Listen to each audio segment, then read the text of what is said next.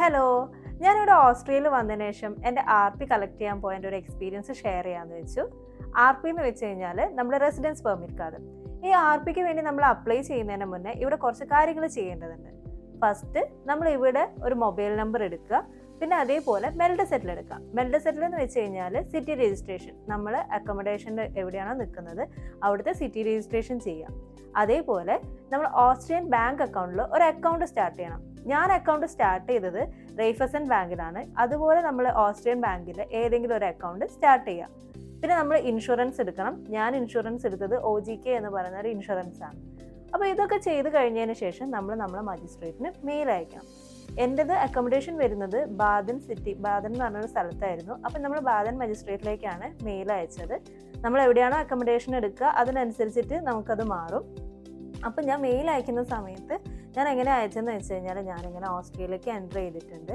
അപ്പോൾ അതിൻ്റെ കാര്യങ്ങളൊക്കെ പറഞ്ഞിട്ട് ഞാൻ മെയിൽ അയച്ചു. അതിൻ്റെ കൂടെ ഞാൻ എൻ്റെ വിസ ഡി, അതായത് നമ്മൾ ഓസ്ട്രേലിയയിലേക്ക് എൻട്രി ചെയ്തപ്പോൾ വരുന്ന സ്റ്റാമ്പ് വരുന്ന വിസ ഡി അടങ്ങുന്ന ഒരു പാസ്പോർട്ട്, അതേപോലെ എൻ്റെ യൂണിവേഴ്സിറ്റിയിൽ നിന്ന് വരുന്ന കൺഫർമേഷൻ ഓഫ് ലെറ്റർ. ഞാൻ എൻ്റെ ഫീ ഒക്കെ അടച്ച് എൻറോൾ ചെയ്ത് കഴിഞ്ഞാൽ നമുക്കൊരു കൺഫർമേഷൻ ലെറ്റർ കിട്ടും.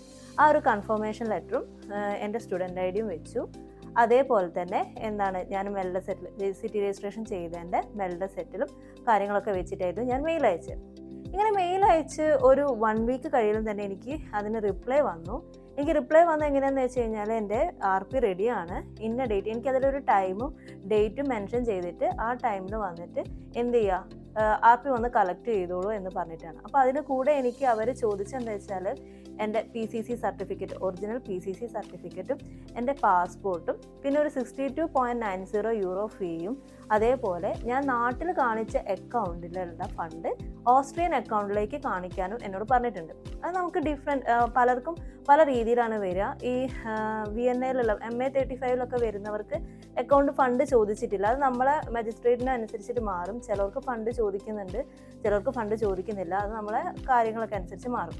അപ്പോൾ ഞാൻ എന്ത് ചെയ്തു, എൻ്റെ നാട്ടിലുണ്ടായിരുന്ന ഫണ്ട് ഒരു മണി എക്സ്ചേഞ്ച് ത്രൂ എന്ത് ചെയ്തു, എൻ്റെ ഓസ്ട്രിയൻ അക്കൗണ്ടിലേക്ക് ഫണ്ട് ട്രാൻസ്ഫർ ചെയ്തിട്ട് അവർ പറഞ്ഞ ഡേറ്റിന് ഞാൻ എന്ത് ചെയ്തു, അങ്ങോട്ട് പോയി.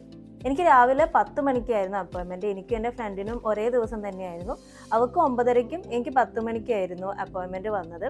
ഞങ്ങളൊരു 8:45 ആയപ്പോഴേക്കും അവിടെ എത്തി. അവിടെ എത്തിയ സമയത്ത് നമ്മളെ ബിലോങ്സിങ്സ് ഒക്കെ നമ്മളൊരു ഷെൽഫിൽ വെക്കണം. നമുക്ക് വേണ്ട ഫയല്, ഫോണ്, അതേമാതിരി പേഴ്സ്, അതൊക്കെ നമുക്ക് കൊണ്ടുപോകാൻ പാടുള്ളൂ. ബാക്കിയൊക്കെ നമ്മൾ അവിടെ ഒരു സ്ഥലമുണ്ട്, അവിടെ വെച്ചതിന് ശേഷം നമ്മളെ മജിസ്ട്രേറ്റിൻ്റെ അടുത്തേക്ക് പോവുക. അവിടെ ചെന്ന് കഴിഞ്ഞ് കഴിഞ്ഞാൽ പ്രൊസീജിയറൊക്കെ പെട്ടെന്ന് തന്നെ കഴിയും. കാരണം ഒരു 5 മിനിറ്റിൻ്റെ കാര്യമുള്ളൂ. നമ്മളോട് എന്താണോ ചോദിച്ചത് അത് കൊടുക്കുക, നമ്മൾ ആ ഫീ അടയ്ക്കുക എന്നുള്ളതാണ്. ഞാൻ എൻ്റെ അക്കൗണ്ട് സ്റ്റേറ്റ്മെൻറ്റ് എൻ്റെ RP ഡേറ്റിൻ്റെ തലേന്ന് തന്നെ എൻ്റെ മേയർക്ക് മെയിൽ അയച്ചിരുന്നു. ഫണ്ട് ട്രാൻസ്ഫർ ചെയ്തതിന് ശേഷമുള്ള ആ ഒരു അക്കൗണ്ട് സ്റ്റേറ്റ്മെൻറ്റ് എടുത്തിട്ട് മേയർക്ക് മെയിൽ അയച്ചു. അപ്പോൾ സ്റ്റേറ്റ്മെൻറ്റ് ഓൾറെഡി ഞാൻ അയച്ചതുകൊണ്ട് എൻ്റെ PCCയും പാസ്പോർട്ടും പിന്നെ ഈ ഫീ അടച്ചതിൻ്റെ റെസിപ്റ്റും കൊടുത്തപ്പോൾ തന്നെ എനിക്ക് എൻ്റെ RP കൈ കിട്ടി.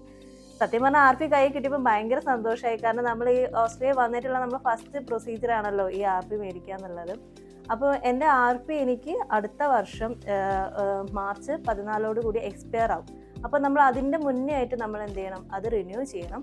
അപ്പോൾ നമ്മൾ എക്സ്പയർ ചെയ്യുന്നതിൻ്റെ 3 മാസം മുന്നേ തന്നെ അതിന് അപ്ലൈ ചെയ്യണം. അപ്പോൾ അത് ഒരിക്കലും മറന്നു പോകരുത്. അപ്പോൾ അപ്ലൈ ചെയ്യുന്നതിന് നമുക്ക് ഒരു ക്രൈറ്റീരിയ എന്താണെന്ന് വെച്ച് കഴിഞ്ഞാൽ നമ്മുടെ അക്കാഡമിക്കിൽ നമ്മൾ 16 ക്രെഡിറ്റ് മേടിക്കണം എന്നുള്ളതാണ്. അതിന് മേടിച്ച് കഴിഞ്ഞാൽ നമുക്ക് അതിന് റിന്യൂ ചെയ്യാം. അപ്പോൾ അങ്ങനത്തെ കാര്യങ്ങളൊന്നും ഒരിക്കലും വിട്ടുപോകാതിരിക്കുക.